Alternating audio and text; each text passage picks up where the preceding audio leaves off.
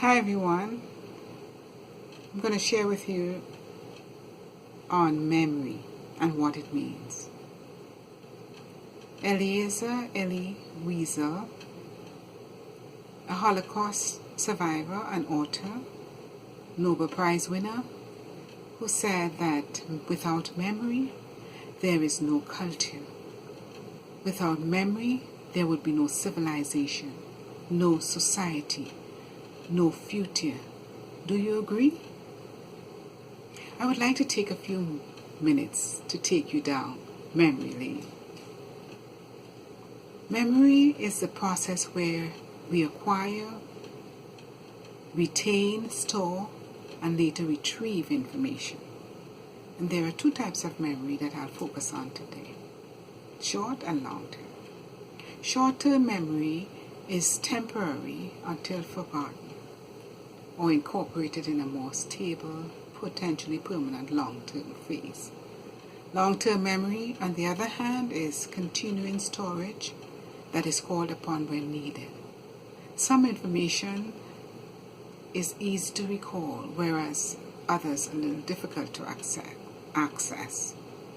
In Freudian psychology, long-term memory would be called the preconscious and unconscious. This information is largely outside of our own awareness, but can be called upon working memory to be used when needed, called into working memory when needed. And there are several ways in which you and I things that we can do to keep our memory sharp. One is being healthy. It's unfortunate but it's difficult to do something when we are tired and worn out and run down. But in order to be on top of things, we have to be in good health. So we have to keep ourselves healthy. And this can be achieved through nutrition, eating a proper breakfast, having a proper lunch, a well-balanced dinner, keeping hydrated, following up with a nutritionist if we do need. And these are some of the ways in which we can some of the things that we can use as it relates to nutrition. Exercise is very important. It's exercise physically, mentally, emotionally. It is believed that exercise is crucial to brain health because of the blood flow it gives. When your body is in sync, your blood flows well. And of course, like I said, there are different types of exercises: physical, mental, and spiritual. And I encourage all of us to engage in all three. We also think about sleep. Sleep is,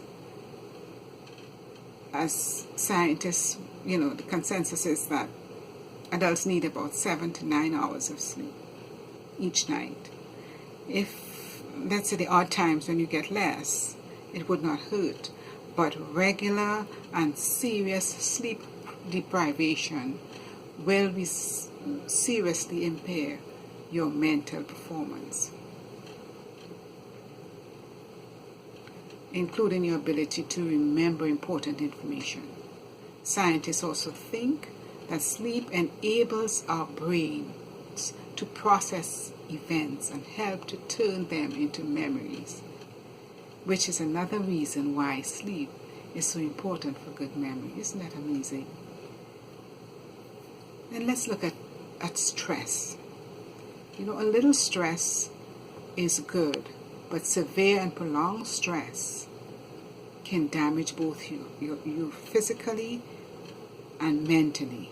And of course, it will result in poor memory. And in addition to being healthy, sleeping, exercising, maintaining your stress level, let's also look at some specific activities that you can do. Activities such as, learning a new skill, memorizing numbers, learning a new language. These are ways in which you can stimulate your memory and stimulate your brain to remember things. And of course, all these are memory maintenance strategies that you and I can use. There are dangers in loss of memory. A situation where a young man walked out of a home, and after 30 years he was able to remember his name, and also something about himself, and that was an emotional reunion with his family. Isn't that painful? And of course, there are benefits of good memory. Your ability to speak freely without a script. You remember names, ages, stories, and so much more. As I shared with you, there are advantages of having a good memory and ways to maintain and improve it. When these are all observed, there is joy that comes from remembering. Thank you.